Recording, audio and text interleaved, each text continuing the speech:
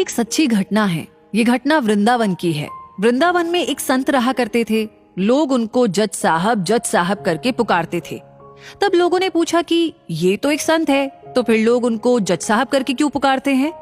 तब एक ने बताया कि असल में वो संत एक जज थे जो जिले के कोर्ट में फैसला किया करते थे। जिले के गांव में एक केवट रहा करता था जो एक शिव भक्त था। वो भोला था। वो रोज शिव मंदिर जाकर प्रभु की सेवा करते थे। एक दिन की बात है, केवट को उसके पिताजी ने बुलाया और कहा कि बेटा, तुम्हारी बहन अब बड़ी हो गई है और कुछ महीने में उसकी शादी करनी है और पैसों की जरूरत है। तुम जाके जमींदार से कुछ पैसा उधार लेकर आओ।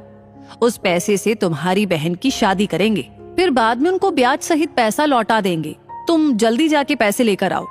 केवट फिर उस जमींदार के पास जाके कुछ पैसे उधार लेकर आया और वो पैसे पिताजी को दिए। कुछ महीने में केवट की बहन की शादी बड़ी धूमधाम से कराई। शादी के बाद केवट शहर गया। कुछ सालों में उसने खूब सारे पैसे कमाए। फिर वो अपने गांव आ गया और एक दिन पिताजी को बोला कि पिताजी, ये पैसा ले लीजिए और जमींदार के सारे पैसे लौटा दीजिए। पिताजी बोले कि बेटा, तुम पैसे लौटा कर आ जाओ। फिर वो केवट उस जमींदार के पास गया और बोला कि जमींदार साहब, मेरा आज तक का कितना पैसा लौटाना है?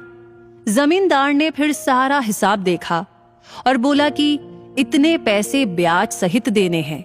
केवट ने वो सारे पैसे लौटा दिए। फिर जमींदार ने उसे एक पर्ची दे दी जिसमें लिखा था कि केवट ने मेरा सारा हिसाब चुकता किया है, अब इसका कुछ भी ऋण बाकी नहीं है। जमींदार बोला कि केवट ये पर्ची देख लो। तब केवट बोला कि नहीं साहब जी। जमींदार फिर से बोला कि एक बार देख लो। तब केवट बोला कि कोई बात नहीं साहब जी, वो तो मेरे शंकर जी ही जाने। जमींदार ने सोचा कि ये केवट काफी भोला है, क्यों ना इससे ज्यादा पैसा कमाऊं।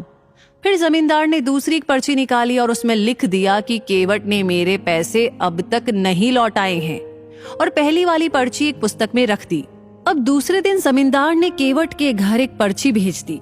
उसमें लिखा था कि अगर मेरे सारे पैसे नहीं लौटाए तो मैं कोर्ट में केस कर दूंगा। ये देख के केवट और उनके पिताजी घबरा गए। वो समझ गए कि जमींदार उनको फंसाने की कोशिश कर रहा है। वो लोग अपनी जिद पर अड़े रहे कि उन्होंने सारा पैसा लौटा दिया है। कुछ दिन बाद उस जमींदार ने केवट के ऊपर जिले के कोर्ट में केस कर दिया। कुछ दिनों के बाद केवट को कोर्ट में से समन आ गया। अब तो केवट को कोर्ट में हाजिर होना ही था। वो दिन आ गया जब केवट को कोर्ट में हाजिर होना था।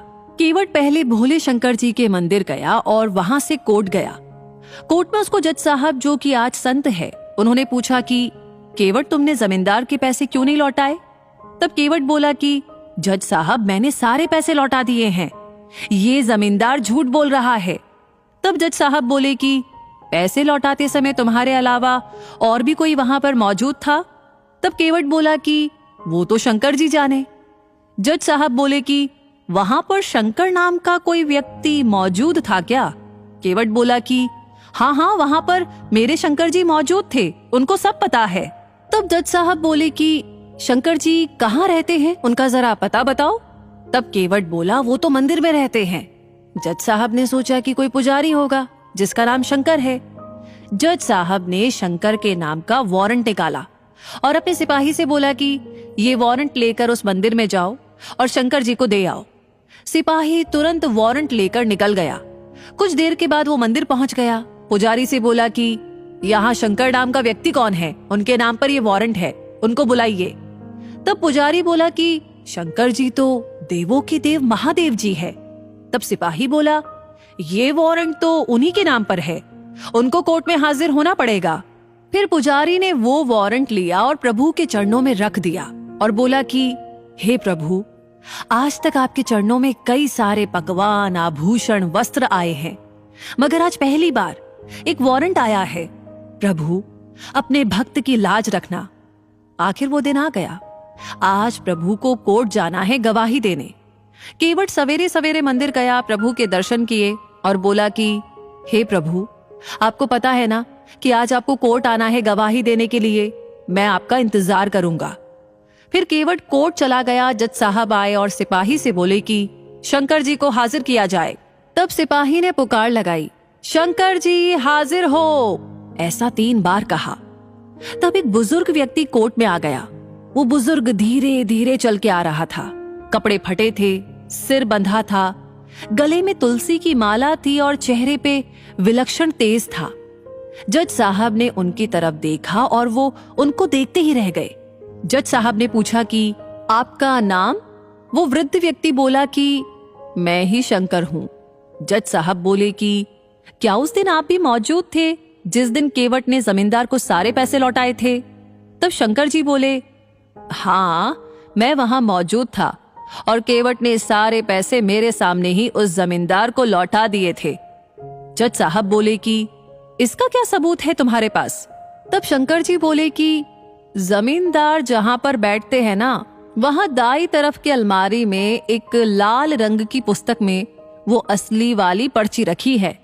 जज साहब ने तुरंत सिपाही को जमींदार के घर भेज दिया और उनको उसी अलमारी में वो पर्ची भी मिल गई। वो लोग वो पर्ची लेकर आए और जज साहब को दे दी। जज साहब को सारा किया समझ में आ गया। फिर वो केवट की तरफ मुड़े और बोले कि केवट, तुमने जमींदार के सारे पैसे लौटा दिए हैं, अब तुम घर पर जा सकते हो। फिर जज साहब शंकर जी की ओर मुड़े, देखा तो वहां पर शंकर जी नहीं थे।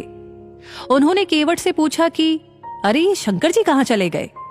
तब केवट बोला कि जज साहब, वो तो अपना काम करके चले गए। जज साहब ने पूछा कि केवट, ये शंकर जी करते क्या है? तब केवट बोला कि कुछ नहीं करते, ये तो मंदिर में बैठे रहते हैं, इनके बहुत सारे मंदिर है।